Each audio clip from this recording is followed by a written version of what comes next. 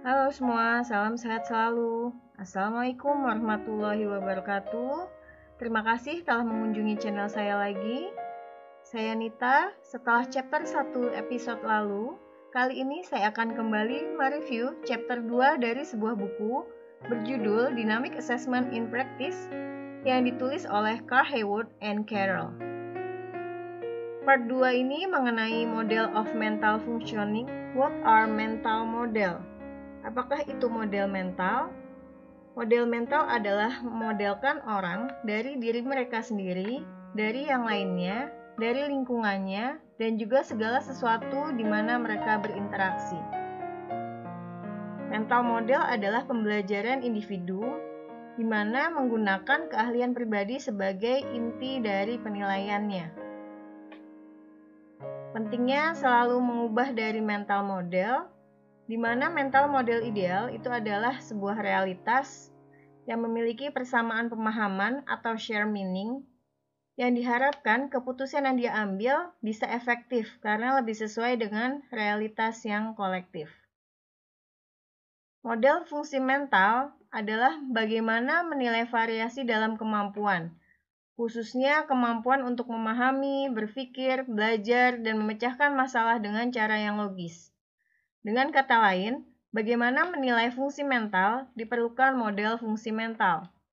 Tujuan ini adalah supaya penilaian akan menjadi sistematis, konsisten, dan lebih mudah. Bagaimana penyajian model fungsi mental?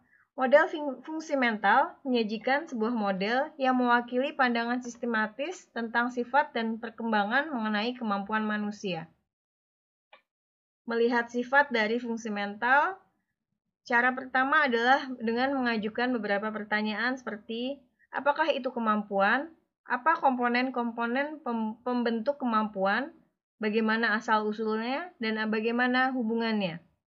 Seseorang dapat mencoba untuk mendefinisikan sifat dari variabel laten bahwa kualitas khusus dari kemampuan manusia yang tidak dapat diamati dengan cara langsung tidak dapat diukur, sehingga keberadaannya harus disimpulkan dari efek menduga dan bagaimana hubungannya dengan variabel lain yang lebih dapat diamati. Di bawah ini adalah contoh penilaian mengenai perbedaan kecerdasan individu. Dalam penilaian perbedaan kecerdasan individu, misalnya variabel latennya adalah kecerdasan, sedangkan skor pada tes kecerdasan seringkali ditransformasikan menjadi IQ sebagai variabel manifest. Data yang dapat diamati dan diukur yang menjadi dasar kita membuat kesimpulan tentang itu semua. Di sini model mental adalah contoh dari variabel laten yang salah kaprah bahwa IQ merupakan variabel laten, dan itu sebenarnya adalah salah, karena variabel laten yang benar adalah kecerdasan. Menurut perspektif transaksional, ada 3 dimensi utama dari kemampuan manusia, kemampuan berpikir sistematis dan efektif, di mana ketiganya yaitu kecerdasan, kognisi, dan motivasi.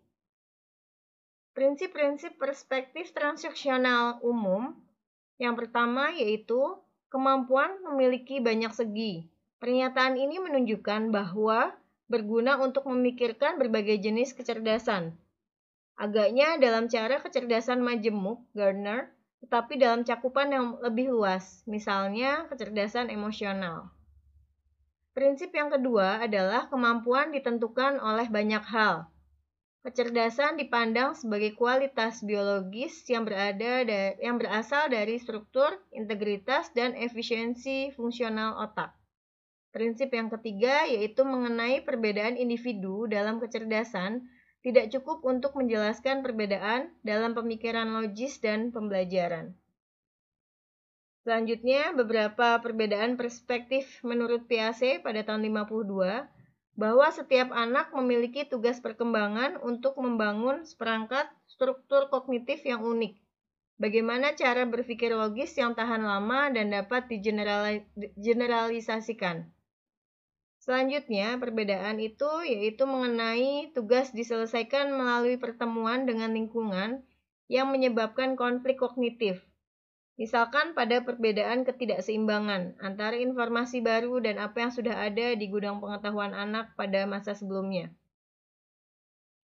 Yang ketiga, penyelesaian konflik kognitif yang muncul dari ketidaksesuaian ini atau biasa disebut dengan ekuilibrasi dicapai melalui proses kembar asimilasi, memasukkan informasi baru ke dalam struktur yang ada. Selanjutnya akan diakomodasi, merevisi pengetahuan lama sehingga sesuai dengan informasi yang baru. Beberapa perbedaan kecerdasan dan proses kognitif. Menurut perspektif transaksional, kecerdasan terutama bersifat genetik, sedangkan proses dari kognitif harus diperoleh. Asumsi wajarnya adalah bahwa sementara kecerdasan hanya dapat dimodifikasi secara sederhana dengan usaha yang keras, kognisi lebih sistematis, apa yang telah diperoleh sejak awal, terutama perbedaan antara kecerdasan dan kognisi menurut 6 kriteria. Kriteria itu adalah 1. Sumber, 2. Modifiabilitas, yang ketiga adalah mode penilaian, yang keempat komposisi, yang kelima persyaratan perkembangan perbandingan kecerdasan, dan yang keenam kognisi intelijen, kognisi sumber genetik atau disebut dengan poligenik. Keenam ini adalah kriteria perbedaan kecerdasan dan kognisi. Tujuan utama penilaian statis dan normatif. Sehingga dalam sebuah proses ini akan mempertimbangkan apa yang ingin dicari dari pelaksanaan tes kemampuan, yaitu pertanyaan apa yang ditanyakan tentang proses penilaian yang disebut dengan tes kecerdasan. Selanjutnya, hasil tes lebih menekankan kepada tes kecerdasan standar, yaitu klasifikasi yang menempatkan orang-orang yang mendapat skor pada tingkat IQ tertentu ke dalam kategori atau rentang kecerdasan.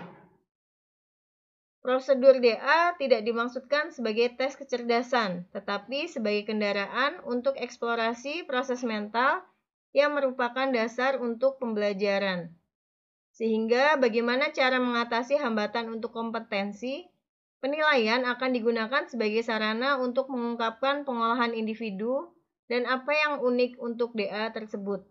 Lalu selanjutnya melihat sesi sebagai kesempatan untuk dapat mengembangkan potensi anak, lalu dikolaborasi dengan klien dan membuat peta jalan. Sehingga diharapkan ini akan mengatasi hambatan dalam kompetensi.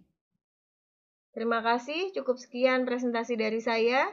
Wabillahi taufik wal hidayah. Wassalamualaikum warahmatullahi wabarakatuh. Thank you and see you.